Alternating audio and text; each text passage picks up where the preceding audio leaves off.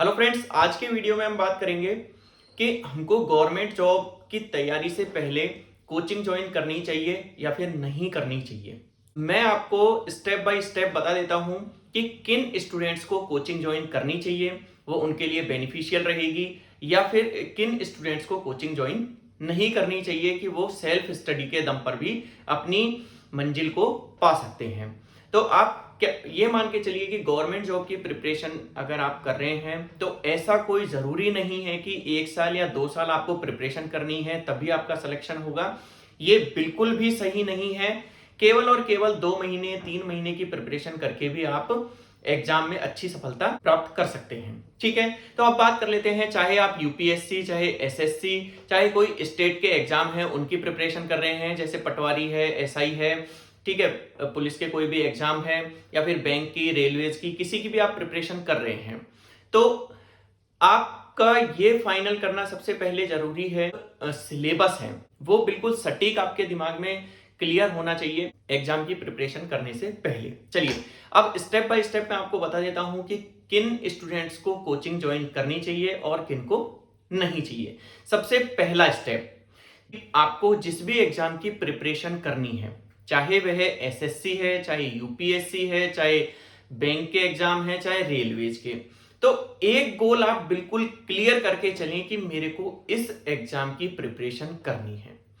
चाहे किसी भी एग्जाम में, यहां तक आपने देखा है यूपीएससी और स्टेट पीएससी को हटा के बाकी जो सारे एग्जाम हैं उनमें 19-20 अंतर होता है, लेकिन फिर भी मैं ये कहूंगा 19-20 अंतर से काम नहीं चलेगा।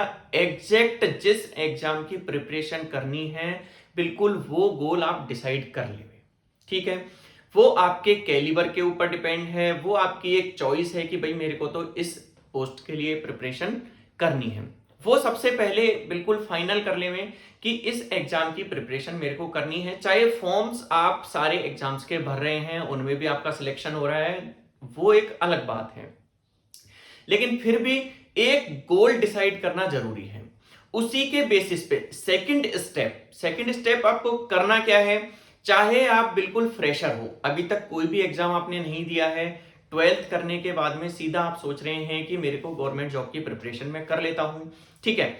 चाहे आपने ग्रेजुएशन किया हुआ है, आपको सब कुछ पता है सिलेबस का, ठीक है, तो आपको सबसे पहले क्या करना है, जो भी एग्जाम आपने फाइनल किया है उसका स्टेप बाय स्टेप एक एक सब्जेक्ट का, जैसे मान लीजिए एसएससी में 4 सब्जेक्ट आते हैं, क्या क्या, मैथमेटिक्स, रीजनिंग, जीके और इंग्लिश।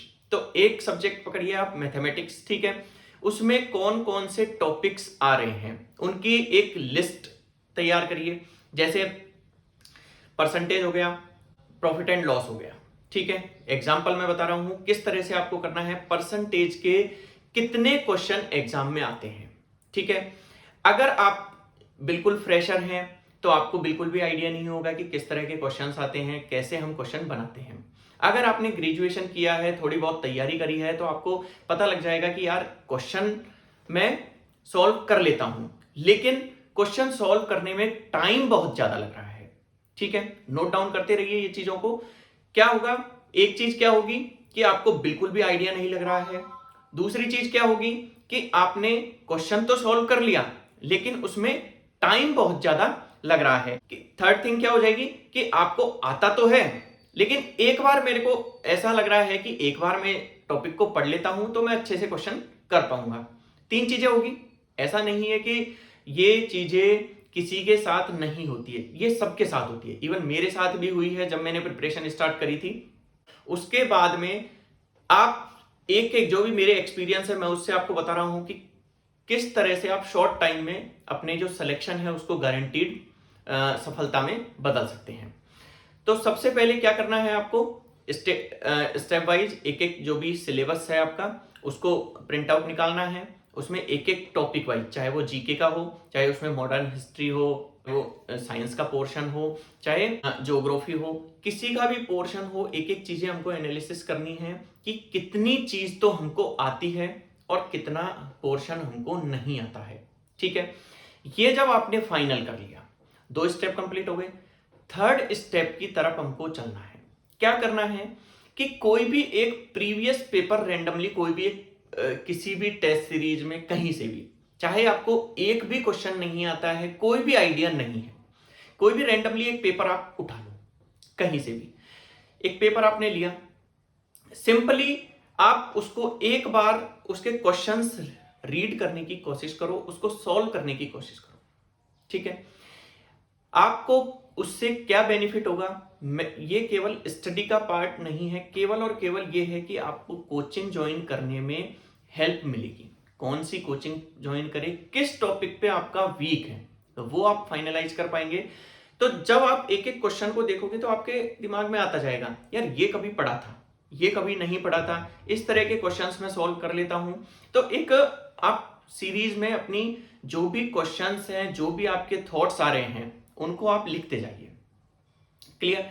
जब आप ये कंप्लीट कर लेंगे तो एक समराइज वे में आपको पता लग जाएगा कि यार जैसे पर्टिकुलर सब्जेक्ट में, यार मैथमेटिक्स में मेरे ये पॉइंट्स हैं, ये बहुत ज्यादा वीक हैं, इनमें मैं थोड़ा बहुत ठीक कर रहा हूं और इनमें मेरे को बहुत अच्छे नंबर्स आ सकते हैं। तो ऐसे ही जीके में, रीजनिंग में, इंग्लिश में, हर किसी सब्जेक्ट में आपको, क्योंकि सबसे पहले सिलेबस की डीप स्टडी होना जरूरी है। ये मैं बार बार क्यों कह रहा हूं, आप जिस भी एग्जाम की तैयारी कर रहे हैं उसमें ये पता होना चाहिए एटलीस्ट हमको पढ़ना क्या है। फिर आपको लगता है आप न्यूकमर है, बिल्कुल भी आपको लग रहा है, तो एक बार कोचिंग ज्वाइन कर लें। कोचिंग कौन सी ज्वाइन करनी है वो आप अपने जो भी नियरेस्ट है, जिनका सिलेक्शन हुआ है, जो भी आपके नोन है, उनसे थोड़ा सा गाइडेंस ले लें, टीचर्स से गाइडेंस ले लें कि सर कौन सा टीचर किस कोचिंग में अच्छा है पर्टिकुलर सब्जेक्ट के लिए। ये चीज आप फाइनल कर लें। उसके बाद में कोचिंग जाने से आपको क्या बेनिफिट होगा वो भी आपके दिमाग में बिल्कुल क्लियर हो जाएगा कि हमारा ये टॉपिक वीक था, इस टॉपिक में हमको ज्यादा मेहनत करनी है, इस टॉपिक में हमको कम मेहनत करनी है। अब सबसे पहले मैं कोचिंग ज्वाइन करने के आपको बेनिफिट्स बता देता हूं कि क्या बेनिफिट होंगे। एक तो आपके सिलेबस बिल्कुल क्लियर हो जाएगा कि किस सब्जेक्ट में क्या क्या सिलेबस है, क्या हमको पढ़ना है।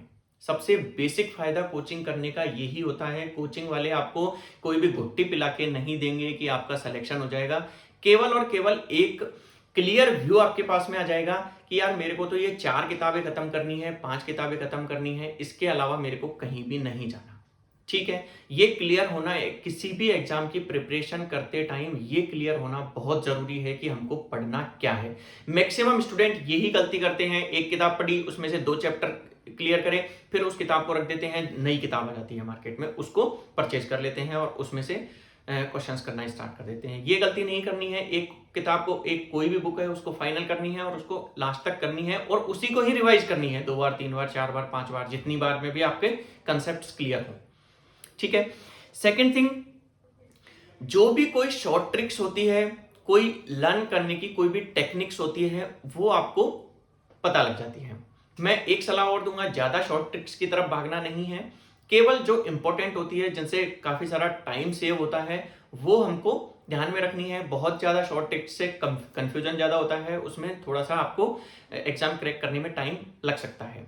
कम शॉर्ट ट्रिक्स की तरफ भागे, कंसेप्ट्स की तरफ ज्यादा जाएं, क्योंकि आजकल जो पेपर्स हैं वो कंसेप्चुअल आ रहे हैं और उनमें जितना आपका कंसेप्ट क्लियर है तो आप एक बार में ही पेपर क्लियर कर लेंगे। आपको बार बार अलग अलग क्वेश्चंस के लिए अलग अलग ट्रिक्स की हेल्प नहीं लेनी पड़ेगी। लेकिन फिर भी मैं ये कहूंगा कि कुछ ट्रिक्स आपको टाइम सेव करने के लिए हेल्पफुल रहेगी, तो वो भी आपको कोचिंग जाएंगे तो वो आपके क्लियर हो जाए। तीसरी, आपके एक स्टूडेंट का ग्रुप बन जाएगा।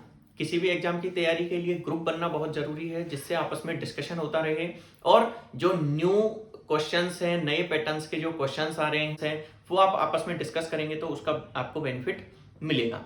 नहीं कोई भी, क्योंकि कोई एक मेथड है, कोई भी हमारे क्लियर नहीं होता, पास अपने फ्रेंड्स के क्लियर हो गया तो वो आपको बताएगा, तो इस तरह डिस्कशन से एक ग्रुप भी बन जाता है। ठीक है।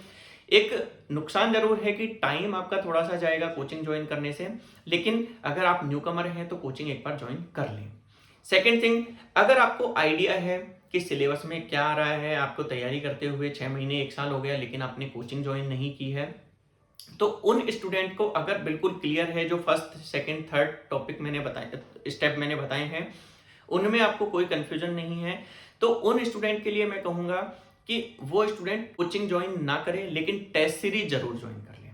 टेस्ट सीरीज हर एग्जाम के लिए बहुत ही ज्यादा इंपॉर्टेंट है। हाँ, टेस्ट सॉल्व करने के बाद में आप उसका एनालिसिस जरूर करें। एनालिसिस जैसे हमने कोई भी टेस्ट कंप्लीट कर लिया, उसके बाद में करना क्या है कि आप एक एक क्वेश्चन जो आपने जिस मेथड से सॉल्व किया है, एग्जाम आपने दिया है, उसका सॉल्यूशन कुछ डिफरेंट है, टाइम सेव हो रहा है, तो वो आप जरूर देख लें। उससे भी आपको काफी बेनिफिट मिलेगा और कोई भी नई टेक्निक्स है वो आपको क्लियर हो जाएगी। ठीक है फ्रेंड्स, तो ये चीज क्लियर हो गई। आपके और भी कोई कंफ्यूजन है तो आप मेरे को शेयर कर सकते हैं। ठीक है, तो ये बात तो हो गई कि इसमें आपको कोचिंग ज्वाइन करनी चाहिए या नहीं करनी चाहिए।